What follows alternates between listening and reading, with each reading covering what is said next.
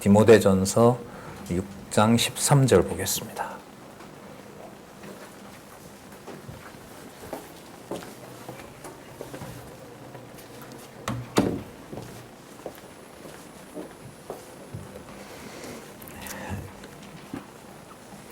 디모데전서 6장 13절 제가 읽겠습니다.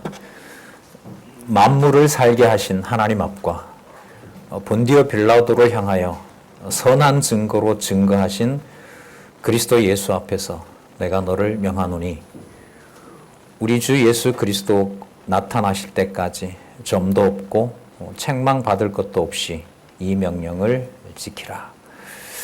일단 14절까지 먼저 읽어드렸습니다. 교재는 성경강론 17권 8971페이지에 성경 본문이 있죠. 그리고 주석도 되어 있습니다. 본 말씀 우리 6장 13절부터 오늘 강론해 가도록 그렇게 하겠습니다. 먼저 우리 개론을 보시면은 디모데 전서가 크게 두 가지 부분으로 되어 있습니다.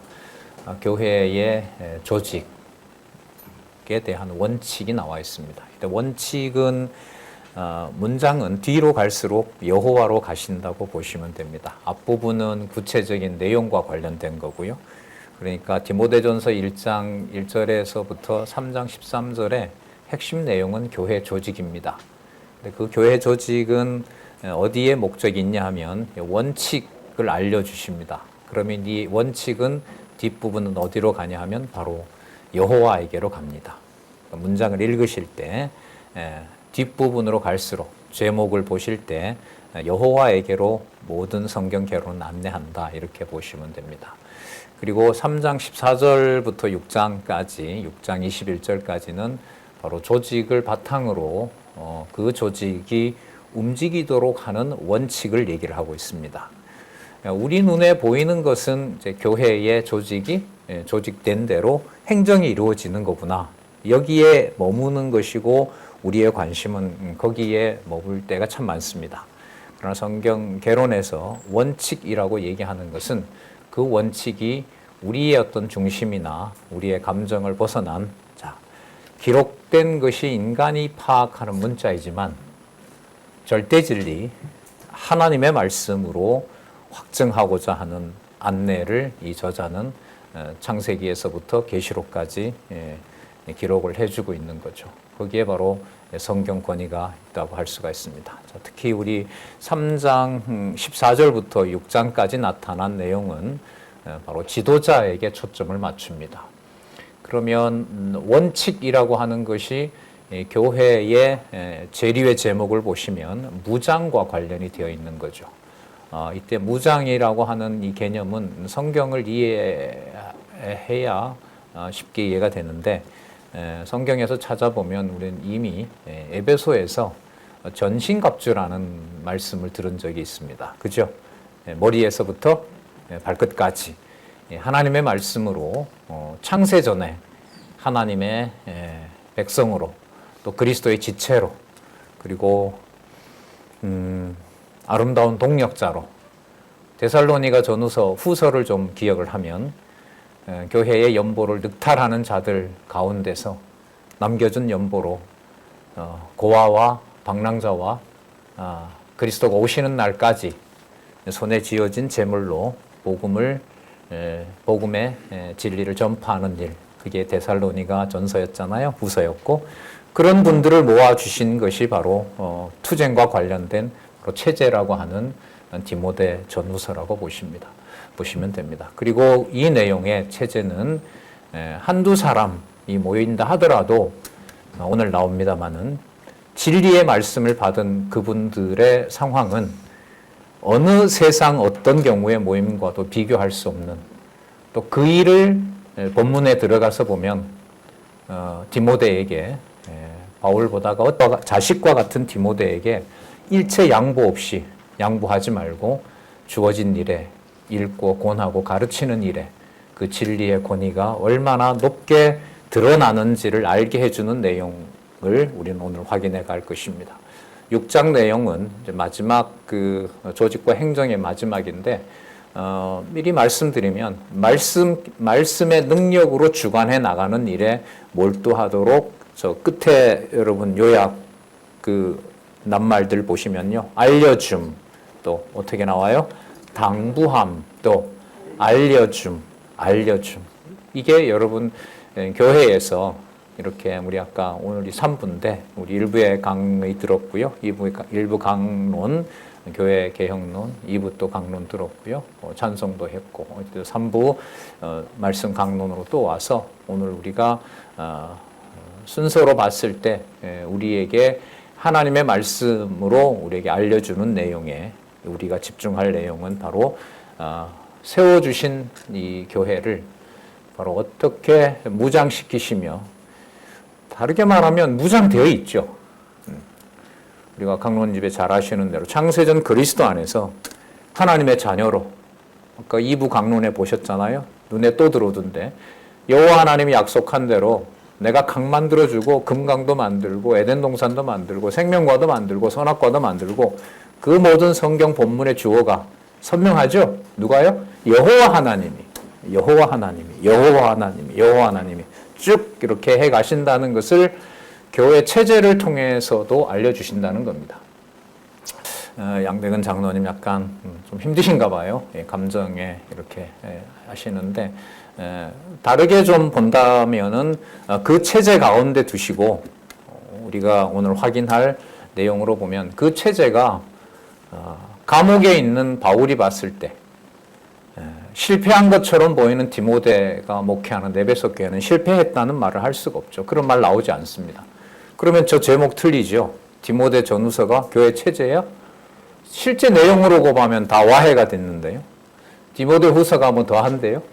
동역자들까지 다 가는데요. 사도행전에 소개했던 동역자가 디모데 후서에 가면 떠나버리는, 배신하는 지도자가 되어버려요. 바울로 봤을 때는 체제라고 하는 것은 존재할 수가 없는 거죠. 아시아 교회가 다 떠나버리는 일이 벌어지고요. 그래서 우리가 생각하는 몸으로 또 마음으로 우리의 머리로 감당할 수 없는, 또 너무나 귀하고 사랑하는 가정 교회이지만, 교회로서 가정이고 가족이라 하더라도 오늘 우리가 디모데 전서에 주어진 내용들을 통해서 살펴볼 때는 절대로 흔들린다, 와해된다, 이건 아니다, 그런 말조차도 삼가하게 하는 그 내용을 오늘 말씀을 통해서 우리가 확인해 보고자 합니다. 역사적 정황은 여러분 잘 아시는데요. 오늘 6장 13절에서부터 16절, 감옥에서 갈 수는 없고 점점 대적자들은 많아지고, 성경 권위는 그렇게 공들였던 3년 동안 공들였던 에베소 교회는 점점 말씀 권위로부터 떠나고 있고, 거기에 남겨진 어린 디모데에게는 할 만한 많아지고, 어떻게 그 교회를 세워야 될지 인간적으로 고민만 증가하는 상황에 계시의 말씀을 디모데를 통해서, 또 사도 바울을 통해서 디모데에게 어떤 말씀으로 주시는지 한자 또 살펴보도록 그렇게 하겠습니다. 지난 시간에 경건의 이익과 재물욕의 결과가 대비가 됐습니다. 경건은 누구를 두려워하는 거죠?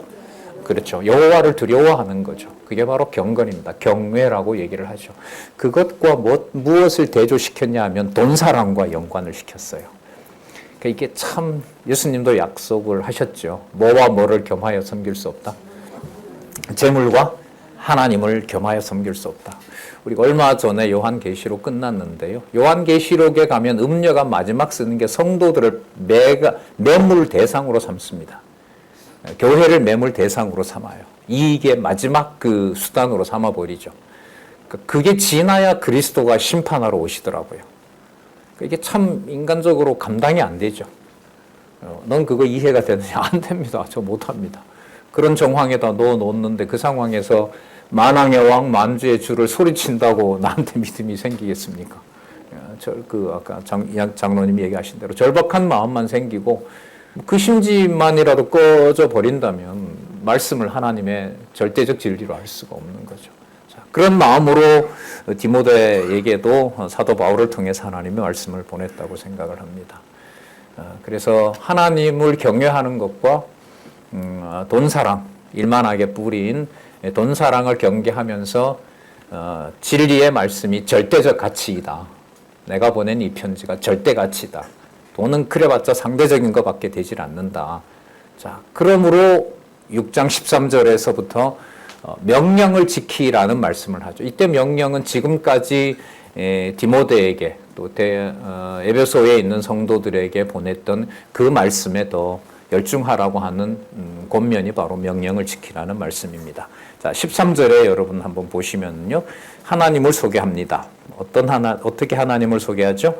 만물을 살게 하신, 만물을 살아있게 하신, 우리 아까 그 창세기에서도 살펴봤지만, 만물에게 생명을 주시는 하나님, 이렇게 됩니다. 그러면 이때 이 생명이라는 것과 앞부분에서 지적했던 돈을 사랑하는 것과 이거는 뭐 질적으로 다른 거죠. 교회 내부로 들여다보면 에베소 교회 상황은 뭐와 뭐, 바울이 보내는 편지와 이익을 챙기려는 자들, 이 실질적인 역사가 일어나고 있는 곳이죠. 자, 그 다음에 보시면 참 재밌는데 이 부분 누가 나와요 이게? 그리스도 예수를 소개하는데 그리스도 예수를 어떻게 소개하냐면 본디오 빌라도를 향하여 선한 증거로 증거했다는 거죠. 지금 주석에 나와 있어요. 제일 밑에 줄에 보시면 로마 제국의 유대 총독 본디오 빌라도에게 신문을 받을 때에 당당하게 공언하신 그리스도 예수 앞에서 명령한다라고 얘기를 하고 있습니다. 자, 생명을 주시는 분이 바로 누구시냐면 하나님이신 거죠. 자, 그러면 이 하나님의 권세를 다시 한번 강조하기 위해서 그 사도 바울을 통해서 하나님은 디모데에게 하시는 말씀이 바로 최고 권위를 가지고 있는 빌라도 앞에서 빌라도를 향하여 선한 증거를 하는 거죠. 빌라도와의 대화를 좀 떠올려 보면 빌라도가 그러죠. 너 나한테 얘기하면 내가 얼마든지 풀어줄 수 있다. 예수님이 거기에 대해서 차분하게 대답을 하시죠. 내가 12영이나 보낼 능력이 내게 없는 줄 아느냐. 자, 얘기해서요. 나는 네가 그렇게 나를 죽이고 있는 것이 아니라 요한복음에 가서 보면 누구의 뜻대로 누구에게로 가는 과정이다. 아버지가 뜻대로 내가 아버지께 귀천이라 그러죠. 내가 하늘로 가는 과정이기 때문에 너는 너희 일은 해라. 너가 쥐고 움직일 수 있는 것이 아니다. 내가 전하는 모든 너 유대인의 왕 맞느냐? 그래 맞다. 너 전한 거 진리 맞느냐? 맞다. 진리가 뭐냐? 대답 안 한다 그건. 이렇게 예수님께서 차분하게 대답을 하고 계시죠. 이게 이 디모데 전후서 분위기와 연관을 시키면은요. 여러 권면이 나오는데 알려주는 말이 나오는데 디모데에게 한 말 중에 하나가 변론하지 말라는 말이 6번 나와요. 전하되 굳이 말로 이겨야 되겠다고 생각을 하지 말라. 변론은 다툼으로 이어지고 그것은 바로 분쟁으로 이어지는 거기 때문에 아마 했던 것 같아요. 당연히 했겠죠. 이 권면이 있는 걸로 보면 어린 디모데는 어쨌든 그 말씀을 받고 변론하고 이기고 신화도 넘어서고 싶고 인간적인 어떤 그런 철학이나 이런 가르침도 아마 넘어서려고 했을 겁니다. 거기서 분쟁이 일어났을 거고요. 거기에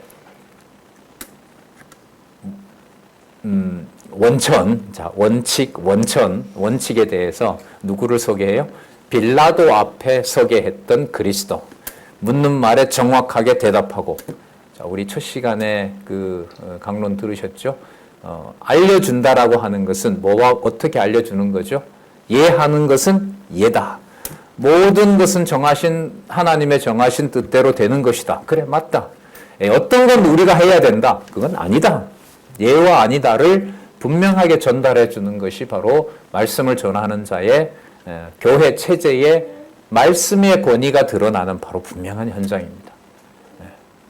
그래서 지금 빌라도 앞에서 선한 증거라는 말씀이 나오죠. 디모데 전후서의 특징 중에 하나가 선한이라는 수식어가 많이 붙어 있습니다. 선한 말씀, 선한 싸움, 여기서는 선한 증거. 자, 이때 선은 아까 이 본문에도 나왔어요. 누구 앞이라 그랬어요? 아까 생명을 주시는 하나님 앞. 그리고 지난번에 보면 돈을 사랑하는 것과 누구를 경외하는 것과 대비를 시켜요? 여호와를 경외하는 것. 왜? 그분이 생명을 주시는 분이기 때문에. 이때 성도들에게 생명은 바로 체제를 유지하는 것이고, 더 나아가면 가정을 유지하는, 가정을 교회로서 유지하는 거고요. 직장 상사를 지난 시간에 배운 거죠. 무엇의 연장선으로 봐요? 가정의 연장으로 봐요. 누가 주관해 가시는 거죠? 주 예수 그리스도가 주관해 가는 것으로 보는 거죠.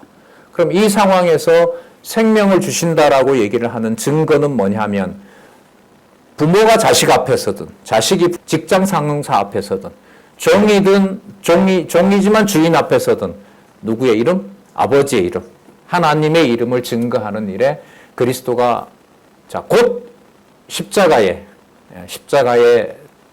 빌라도가 예수님을 잡아가서 먼저 채찍으로 때리죠. 그리고 신문을 시작합니다. 온몸에 신문이 시작될 때는 이미 등에 가죽 채찍으로 이미 고난이 시작된 상황이죠. 그리고 그리스도에게 신문을 하죠. 너 유대인의 왕이냐? 그렇다. 그렇다. 나한테 놓아줄 고난이 있다. 아니, 너한테 없다. 아버지께 있는 것이지 너는 너 일이나 해라. 진리의 말씀을 전하는 일이 아버지의 뜻을 전하는 일이다. 그럼 도대체 진리가 뭐냐? 안 하겠다, 그 얘기는. 그래서 아버지가 정하신 또 하나님께서 입에 담아주신 그 말씀으로 빌라도 앞에서 아버지의 이름을 증거했던 그 심정을 지금 디모데에게 소개를 하고 있습니다. 그 다음 한번 14절에 한번 보시면은요, 우리 주 예수 그리스도 나타나실 때까지 재림을 얘기를 하고 있죠. 이게 현재 주어진 고난을 재림을 얘기를 해버리면은 현재 고난이 뭐가 되는 거예요? 무조건 받아야 되는 거예요. 분명해요. 주어진 일어난 에베소 교회의 상황이라고 하는 것은 그대로 하나님이 주신 것이고, 아까 이미 본디오 빌라도가 나왔었죠. 빌라도 앞에서 그리스도가 당하신 것처럼 너도 그대로 받는 거다. 후서에 가면 여러분들 잘 아시는 말씀 나오죠. 복음과 함께 뭘 받으라? 고난 받는 게 마땅하다, 이렇게 나옵니다. 고난 받는 것이 마땅하다. 그것하고 관계가 있겠죠. 자, 우리 주 예수 그리스도가 나타나실 때까지 점도 없고 책망받을 것이 없이 이 명령을 지켜라. 그리고 점도 없고 책망받는 것의 증거가 뭐냐 하면 이 명령을 지키는 거예요. 바울 사도를 통해서 보내준 기록을 통해서 받은 그 말씀을 뭐 하는 것? 지키는 것이 바로 점도 없고 흠도 없는 바로 증거가 되는 겁니다. 그러니까 윤리 도덕적인 게 아니죠. 이건. 윤리 도덕을 포함하죠. 윤리 도덕을 넘어서게 되는 겁니다. 왜냐하면 그리스도가 당신의 몸된 교회를 위해서 절대 진리를 선포하셨을 뿐 아니라 자신이 성전과 또 제물과 바로 제사장 되신 일을 여러분들 잘 아시기 때문에 그렇습니다. 15절에 보시면 기약이 이르면 하나님이 그의 나타나심을 보이시리니 그는 바로 우리 주 예수 그리스도입니다. 그러니까 재림은 아버지 하나님이 그리스도를 이 땅에 보내는 일이라고 할 수가 있겠죠. 그리고 이건 마지막 심판을 말하는 거고요. 최종 승리를 말하는 겁니다. 그럼 이 말은 지금 주어진 교회의 혼란이라고 하는 것을 장차 하나님께서 우리 주 예수 그리스도를 심판주로 보낸다라는 말은 지금 혼돈과 어떻게 보면 고통과 해결할 수 없고 이해할 수 없는 이 당시의 고린도 교회나 지금 우리가 직면한 우리의 이 몸으로 살아가는 어떻게 보면 아픔이 더 많은 어떻게 보면 간구함이 더 많은 이 가정교회, 교회로서 가족 관계에서 하나님께서 그리스도를 만왕의 왕으로 만주의 주로 이 개념이 디모데 전서에 이미 나와요. 만왕의 왕 만주의 주 이 개념이 이 힘들어하는 이 디모데에게 보내는 편지 속에 나오죠, 사실. 자, 그 말을 조금 더 이어가면 여러분들과 저에게 주어진 교회로서 가정, 교회로서 직장, 교회로서 가족, 이 모든 걸 통틀어서 하나님이 재림 때 그리스도가 심판하신다라는 말씀을 꺼낸다는 말은 지금 체제가 우리가 주관하는 대로 와해된다, 흘린다는 말을 함부로 하지 마라, 이 말이에요. 이걸 누가 누구에게 받으라고 말을 하겠냐 말이죠. 이 말씀을 믿어지지 않게 하시고 이 말씀을 바울의 어떤 인간 바울의 말로 듣고 이걸 견딜 수는 없는 겁니다. 여기 이제 절박함이 있고 이 말씀을 어디를 보더라도 살아계신 하나님의 말씀으로 확증해 놓은 어떤 여러분 보고 계신 성경을 바탕으로 한 제목, 요약, 여기에 바로 체제의 핵심이 저기에 들어가 있는 거죠. 잠시 우리는 오늘 오전에 보지만은 어디를 보더라도 어떤 개념을 보더라도 한두 번 왜 이런 일이 벌어지지? 왜 이런 일이 벌어지게 하시지? 그러면 디모데 전후서와 연관을 시키면 체제가 와해된 것이 아니라 주 예수 그리스도가 심판 때까지 확증해 가시는 그 체제는 흔들리는 적이 한 번도 없다. 이걸 확증해 주신다는 거예요. 그걸 여러분들 각자에게 어떻게 확증해 주시는지 저도 몰라요. 분명한 사실은 이게 하나님의 약속의 말씀이기 때문에 말씀을 사모하고 오늘 이렇게 우리 모인 또 수고하시고 봉사하시고 주중에 또 어떤 경우를 어떻게 만날지 모릅니다. 뭐 뜻하지 않는 일들도 생기는 거고요. 순간 받아낼 수 없는 일도 생기는 겁니다. 그러나 우리가 주일날 이렇게 함께 진리의 말씀 안에 있으면 이게 무너진 게 아니라고 반감이 오죠. 이게 어떻게 아멘으로 받아들여지겠어요? 이것도 체제야? 이게 주 예수 그리스도가 통치하는 교회 스타일이 맞는 거야? 야, 이런 걸 전능성이라고 하냐? 이게 신실성이야? 이게 원룸으로 그냥 이 몸살이 나는 거죠. 그리고 이끌어 주시면 말 없는 믿음의 그 영원한 생명을 우리에게 그때그때마다 공급하시죠. 어떤 방식으로 얼마만큼 주시는지 알 수는 없어요. 하나 분명히 주시고 있는 거죠. 예, 계속 볼게요. 기약이 이르면 하나님이 그의 나타나심을 보이리니 그러면서 그리스도가 나타나는 걸 보이시는 그리스도를 이 땅에 보내시는 이분을 또 소개를 해요. 자, 하나님은 첫 번째 볼까요? 뭐 되시고? 복 되시고. 우리 복하면 신령한 복, 그 다음에 아담에게 줬던 그들에게 복 주시며라고 했을 때 통치 언약과 관련된 거죠. 그럼 저기 체제라는 말은 여러분 통치라는 말하고 가까워요? 멀어요? 가깝죠. 매우 가깝죠. 통치 없이 어떻게 체제를 얘기를 할 수가 있겠어요. 그러면 여기에서 보시면 하나님은 복 되시고 복이 되시는 분이죠. 복의 근원이 되시는 분이에요. 에베소서 1장 3절에 있는 대로 창세전 그리스도 안에서 우리에게 신령한 복을 주신 분이에요. 그 체제는 현실 상황에 구애받을 수가 없어요.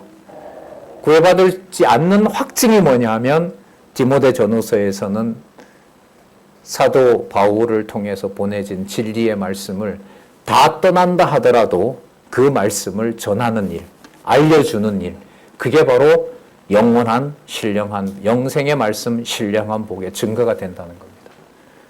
그러면 여러분 적어도 우리가 일주일에 한 번 뵙는데 좀 방학이어서 화요일에도 못 뵙고 하지만은 어떻게 견디게 되었는지 견디시는지 내 혼자 어떨 때는 견디기도 힘든데 남의 사정까지 어떨 땐 돌아볼 여유가 없고 주일날 와서 그 집사님 권사님 얼굴 보니까 아프다고 들었는데 오늘 오셨는데 안부 묻기도 좀 미안한 마음이 있지만은 인간적으로 얼마든지 생기는 거잖아요. 하지만 기록한 말씀이 생각이 났을 때는 그게 단지 연민과 동정의 차원이 아니라 어디로 올라가 버려요? 생명을 주시는 하나님. 그리고 장차 이걸 반드시 승리하게 하시는 주 예수 그리스도의 영원한 통치. 그리고 그 현실이 뭐냐 하면 여러분들과 저에게 주중에 생각나게 하는 몇 구절의 말씀.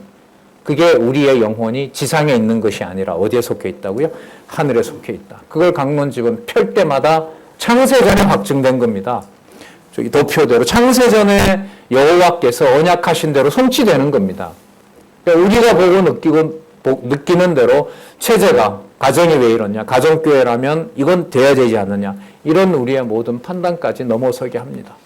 그게 여러분 살았고 운동력이 있는 말씀의 권위라고 생각을 합니다.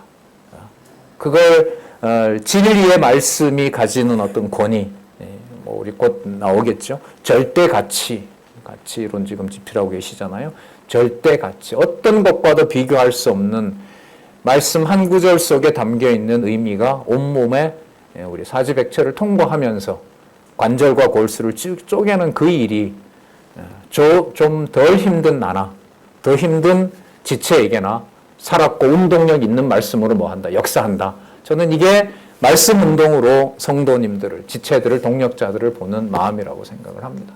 그 마음이 맞다는 것이 진리의 말씀을 이런 계시 중심의 말씀으로 읽어 나가는 것에 좀 확인이 된다고 보고요. 한 개념 한 개념마다 놓칠 수가 없다고 봐요. 하나님은 복되시고, 자, 또 볼까요? 어떤 분으로 소개해요? 홀로 한 분이신 능하신 자예요. 전능하신 유일하신 전능자이신 거죠.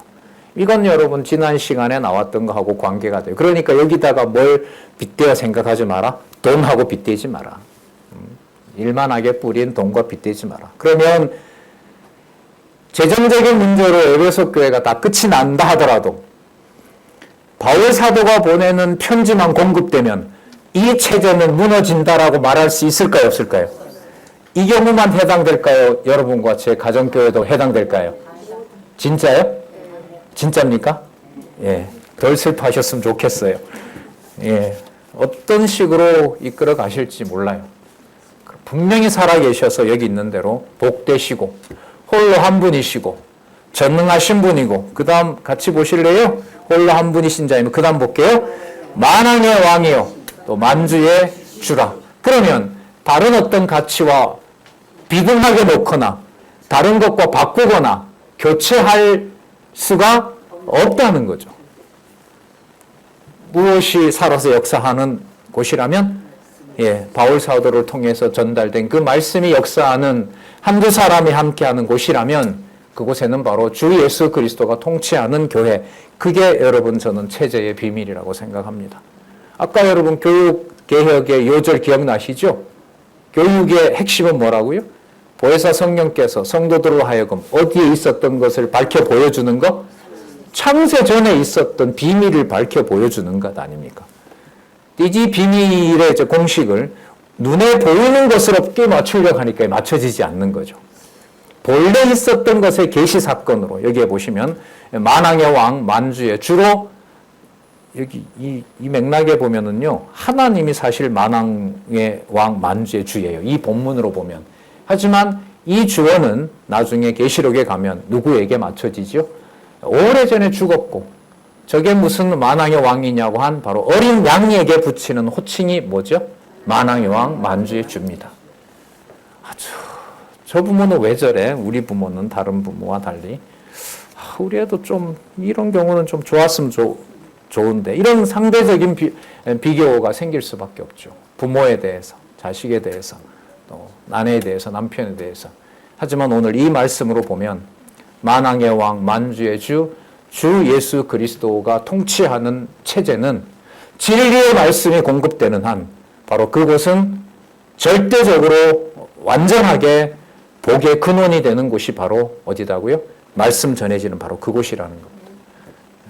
거기에서 가정교회와 또 직장으로 연결되고 또 천하에 복음이 전해지는 전 우주적인 교회와 분리할 수 없다고 하는 내용을 우리는 디모데 전후서에서 확인할 수가 있는 겁니다. 좋죠? 만왕의 왕이시며 만주의 주시여. 자, 우리 16절 또 한번 같이 보실래요? 시작. 오직 그에게만 죽지 아니함이 있고 가까이 가지 못할 빛에 거하시고 아무 사람도 보지 못하였고 또 볼 수 없는 자이시니 그에게 존귀와 영원한 능력을 돌릴지어다. 아멘. 여러분, 이게 막연한 관념일까요? 아니면 이게 실제일까요? 네, 그게 제가 육신의 몸을 입고 지금 존재하게 하는 여러분들과 제 가정교회의 비밀입니다. 교회로서 가정교회의 비밀입니다. 이건 함부로 흔들 수가 없어요. 그런 면에서 말씀을 누구보다도 많이 공부했고 누구보다도 진리를 사랑한다는 우리 생각과 판단으로 이 교회의 머리 되시는 복되시고 홀로 한 분이시고 전능자이시고 만왕의 왕이시고 만주의 주시고 그 다음에 죽지 않으면 영생이겠죠. 영원한 생명을 가지고 계시고 가까이 가지 못할 빛이라는 말은 그 그리스도가 통치하는 교회 방식에 대해서 왈가불가하지 마라. 아닙니까? 맞잖아요. 아, 이거 당신이 목회를 이렇게 해놓고 가고 좀 잘 해놓고 가시지. 이렇게 어린 나만 남겨놓고 그렇게 감옥에 가시면은 보시는 것처럼 동력자들까지 다 돌아서는데 이 교회를 이렇게 해놓고 가시면 안 되죠. 그런 말 할 수가 없어요. 왜요? 가까이 하지 못할 빛으로 그리스도께서는 자신의 교회를 자기 방법대로 관리하시기 때문에. 그래서 제가 그런 말 자주 드리죠. 이런 부분이 제가 한 15년 전 것 같아요. 그 지방에 있을 때 이게 어느 날 막 뭐라 그러죠? 이게 막 철퇴처럼 이렇게 머리를 때리는 거예요. 창세전만 좋아하다가 눈에 보이는 성도의 가치가 창세전 신령한 복의 실체다라는 게 이게 뭔가 지나가는 것 같아요. 그다음부터 너무너무 조심스러운 개념이 바로 교회라는 개념이에요. 그야말로 연관해서 내 육체를 주신 바로 가정교회를 보게 되는 바로 계기가 된 것 같습니다. 여기 나오시는 것, 보여주시는 것처럼 가까이 가지 못할 빛, 바로 그분이 그리스도시잖아요. 하나님의 영광이 드러나고 있잖아요. 그 실체가 뭐죠? 한두 사람이 다 점점 떠나고 있는 에베소 교회에서 한두 사람, 한두 가정 모여서 말씀 보는 그 자리가 가까이 갈 수 없는 그리스도가 통치하는 교회의 실체라는 거죠. 저는 그래서 디모데 전후서의 이 체제라는 개념을 쉽게 이해는 사실 못했어요. 왜요? 본문에 읽어볼수록 후서까지 가면 체제가 견고해져요? 체제가 와해돼요? 와해돼요. 성도들이 버리는 정도가 아니에요. 다 떠나요. 아까 디도 있죠? 디도가 배반합니다. 여러분. 사도행전에 동력자 있던 디도가 배반해요. 충격이었어. 근데 제목을 뭐로 달았어요? 딤전부터 빌레몬서까지 뭐라고요?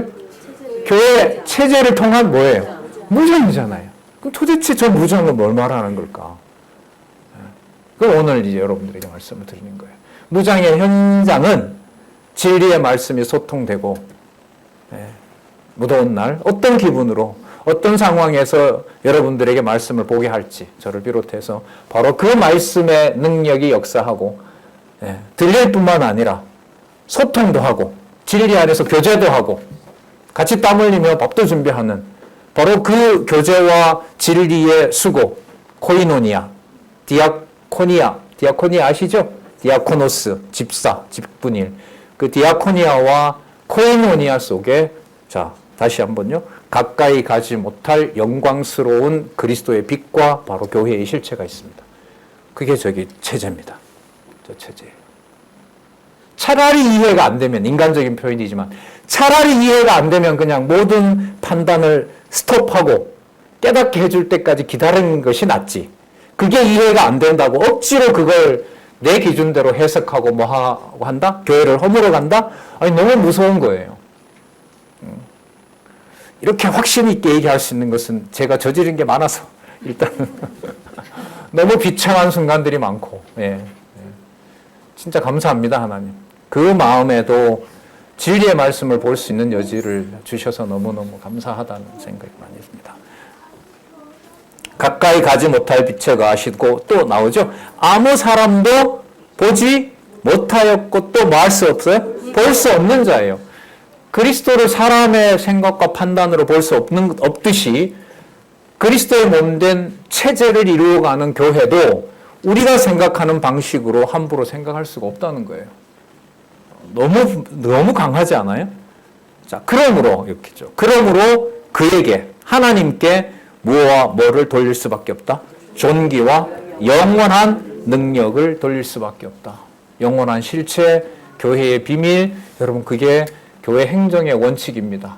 자, 조직이 만약에 창세전에 신령한 복으로 확정되어 있는 좀 더 붙이면 요한복음 17장에 나오는 아버지와 아들, 성자와 성부의 대화 속에 확정되어 있는 바로 그 영광스러운 교회가 만약에 조직의 원칙이라면은 행정의 원칙은 감옥에다 두고 실패해가는 것처럼 보이는 바로 그 교회가 만왕의 왕 만주의 주가 되시는 그리스도께서 보이지 못할 빛을 비춰주기 위해서 또 아무 사람도 보지 못하고 볼 수도 없는 하늘에 속한 영광스러운 교회를 확증하기 위해서 바울과 디모데마저도 주어진 교회에 대해서 함부로 뭐 할 수 없도록 말할 수 없도록 이걸 막아버리는 것이 지금 여기 나타난 하나님의 존귀와 영광이라고 생각합니다. 또다시 한번 교회라는 개념 앞에 무릎을 꿇을 수밖에 없고 이 개념에 대해서 하나님 큰 범죄 저지르지 않도록 좀 해주십시오. 너무 감정에 끌려버려도 우리 중심으로 가서 훼손당하는 게 교회고요.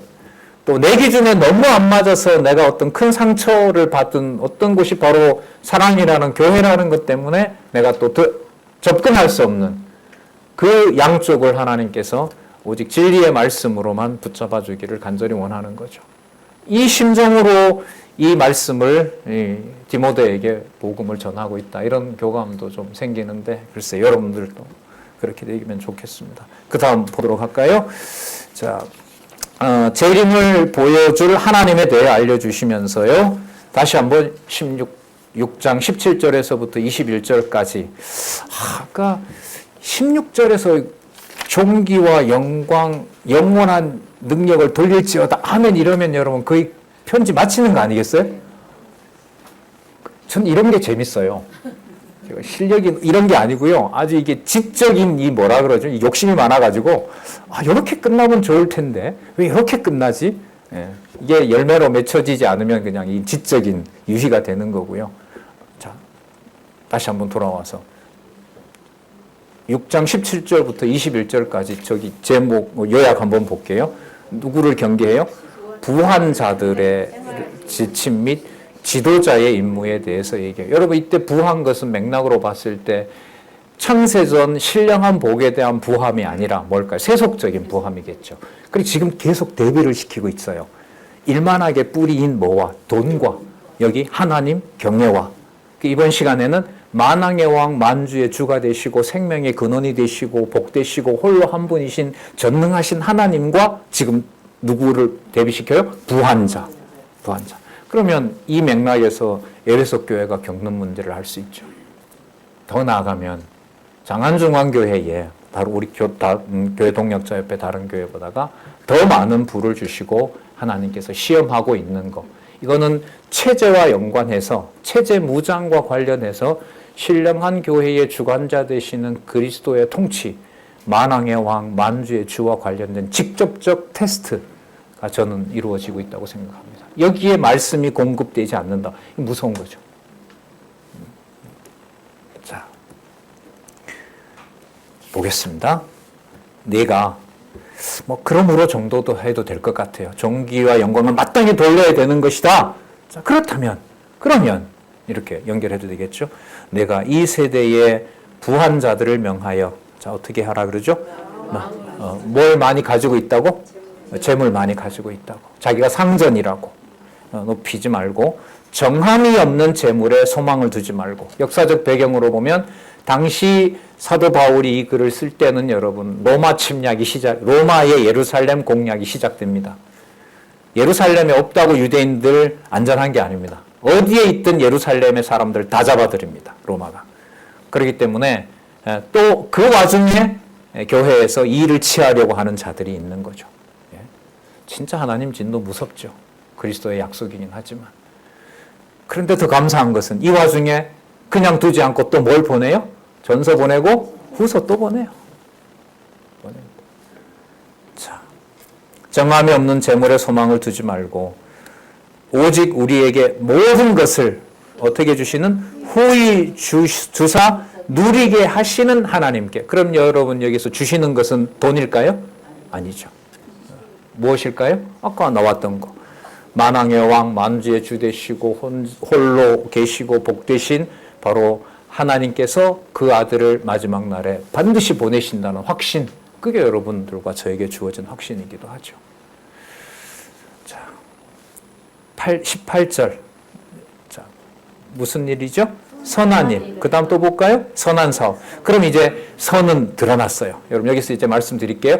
아까 홀로 한 분이신 하나님, 생명을 주신 그분이 보내실 만왕의 왕, 만주의 주. 이 모든 복은 어디에 속한 복이에요?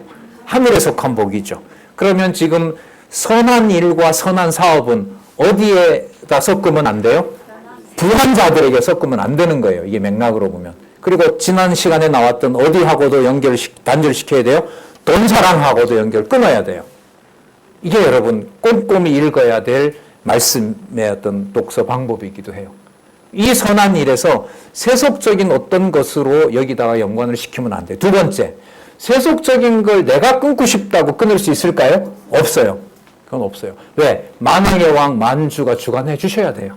그럼 그분이 어떻게 주관해 주시느냐? 바울이 보낸 편지 아니면 방법이 없어요.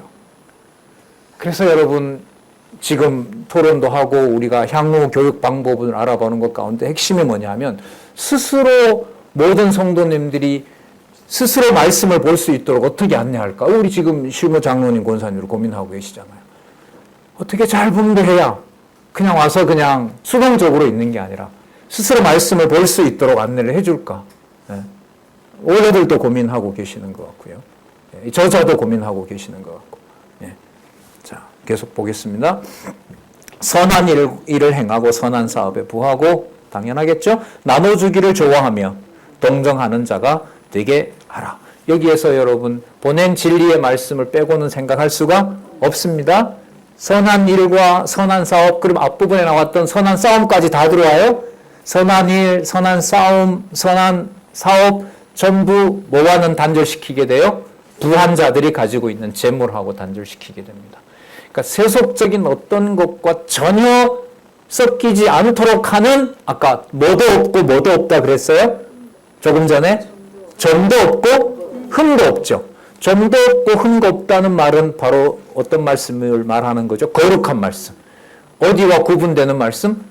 세상과 부한 자들과 구분되는 말씀. 돈과 섞일 수 없는 말씀. 바로 그 말씀을 기록한 말씀을 뭐로? 절대적 진리로 받게 하는 거예요. 이 맥락을 여러분 따라가야 디모데후서 3장 16절에 가서 잘 아시는 대로 모든 성경은, 그 다음 뭐예요? 모든 성경은 하나님의 감동으로 기록됐다. 그러면 내가 보낸 문자가 네 글자가 아니라 어디에 있는 복이다? 신령한 복이 된다는 거죠. 여러분 이게 성경신학을 통해서 드러난 문자 기록을 무슨 가치로? 절대 가치로, 절대 진리로 확증한 일이 저는 대한민국 교회에서 일어났다고 보는 겁니다. 오류 없습니다.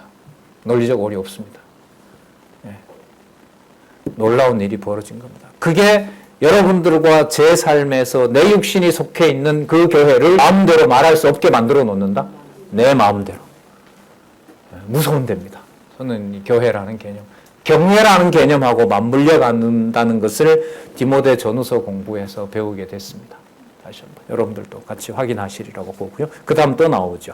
19절부터 21절까지 한번 같이 읽어보겠습니다. 자, 시작. 이것이 장래에 자기를 위하여 좋은 터를 쌓아 참된 생명을 취하는 것이니라. 끝까지 읽어보죠. 시작. 디모데야, 내게 부탁한 것을 지키고 거짓되이 일컫는 지식에 망령되고 허한 말과 변론을 피하라. 이것을 좇는 사람들이 있어 믿음에서 벗어났느니라. 은혜가 너희와 함께 있을지어다. 이때 은혜는 어디로 돌아가는 거죠? 창세전으로 돌아갑니다. 말씀을 드린 것 같은데 은혜와 평강으로 시작하는 사도 바울을 통해서 기록한 말씀은요, 은혜를 창세전에 두시면 되고요, 평강은 시간 세계 속에서 성취된 것으로 보시면 돼요. 평강이라는 데가 평강이 머무는 곳을 뭐라 부르죠? 예루살렘이라고 하잖아요. 그럼 구체적으로 하나님의 은혜가 성취된 곳, 그게 여러분 지금 육신의 예루살렘이 아니잖아요. 어디죠? 교회. 네, 교회. 베니게와 조모와 어머니 품에서 자랐던 디모데를 말씀으로 양육한 바로 그곳. 하나님의 집, 하나님의 교회, 진리의 기둥과 터. 9절도 외웠어요, 저는. 요거 지더라고요. 디모데전서 3장 15절.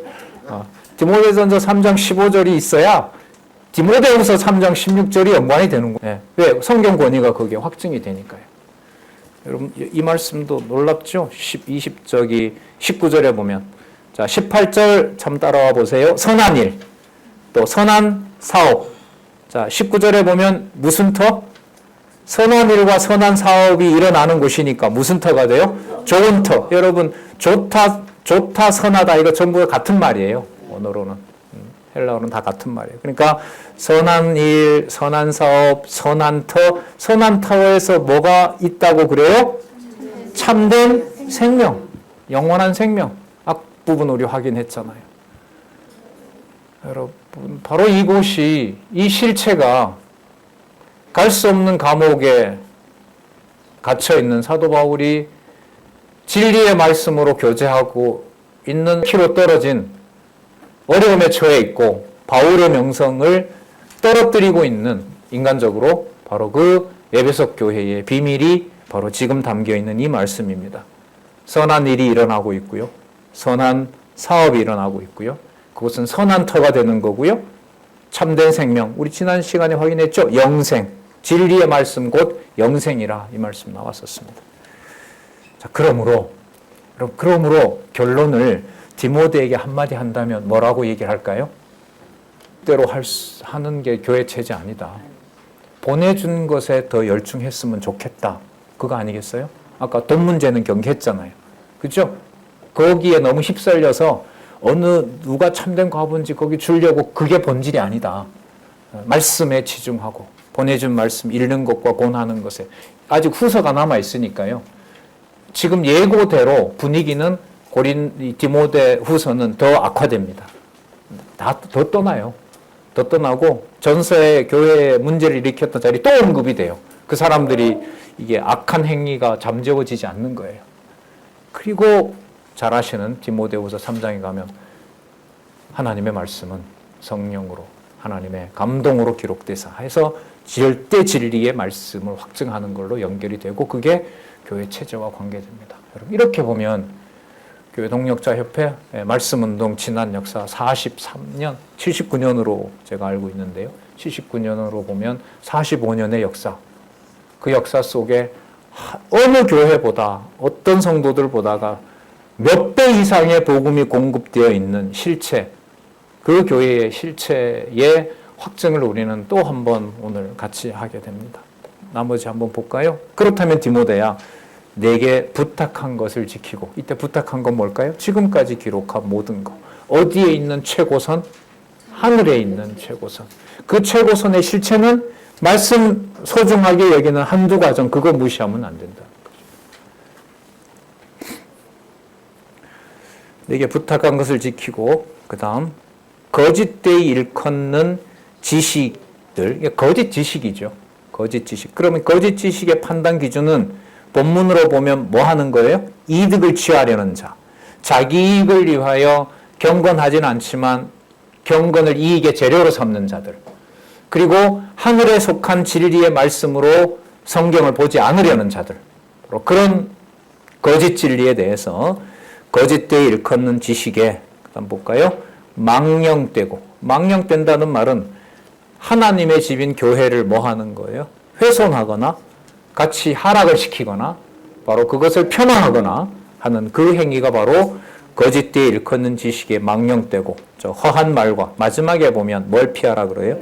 변론을 피하라. 변론 피하라는 거 디모데전서 1장에 시작할 때 말씀한 겁니다. 이걸 내가 왜 기록하느냐? 전하는 말씀에 창념하고 쓸데없는 변론을 하지 마라. 그러니까 이게 참 어렵고 진리의 말씀이 붙잡아줘야 된다고 봐요. 특히 저 같은 사람들은 이걸 지금 내가 진리의 변증을 하는 건지, 지식의 어떤 욕구에 사로잡혀 있는 건지, 아니면 내 어떤 주장을 세우기 위해서 변론을 하는 건지 잘 모르겠어요. 어떨 땐. 지금은 좀 이렇게 안 뵈는데 과거에 연구원 같은 데 보면 한 목사님들 2달 만에 한 번 모이는데 이게 뭔가 결과물도 나와요. 뭐 개간제 글도 쓰고 하는데 그 과정에 보면 이게 지금 변론을 위한 건지 을 세우려는 건지 이게 구분이 안 돼요. 할 수 없죠. 인간은. 할 수가 없어요. 절대 진리를 확증해 주지 않으면 이건 확인할 방법이 없다고 봐요. 그런 면에서 여러분들과 저에게 몇 초 안에 이 말씀이 무슨 뜻이지? 이 말씀이 왜 살아계신 하나님의 능력이 되지? 라는 걸 증명해 주는 책이 3개 이제까지 있었습니까? 없었잖아요. 이 감당할 수 없는 복을 두렵게 지금 받아들이고 있는 거 아니겠습니까? 변론을 피하라. 이것을 쫓는 사람들이 있어. 어디에서 벗어났다고요? 자, 이것도 얼마나 재밌는지 몰라요. 변론 막 할 때는 내 믿음이 맞다고 변론할 거 아니에요. 근데 결론이 어디로 가버려요? 믿음에서 벗어나는 거예요. 그 논쟁 좋아하지 마세요. 너무 따지려고 하지 마세요. 농담이고요. 바른 진리, 절대적 진리, 성경신학을 통해서 확증한 창세기부터 계시록까지 정황무한 하나님 말씀이라는 이 절대 권위를 하나님께서, 보혜사 성령께서 여러분들과 저에게 규모와 상관없이, 방법과 상관없이 주권적인 방법으로 주시는 바로 그 자리에서 무엇은 분명히 무장된다? 교회 체제는 반드시 무장된다. 함부로 교회에 대해서, 함부로 교회로서 가정, 교회로서 가족에 대한 망언과, 여기 있는 말로 써볼까요?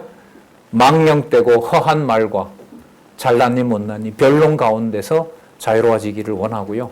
더 순수한 말씀만 성령께서 주관해 주시고 깨닫게 해주셨으면 진짜 좋겠습니다.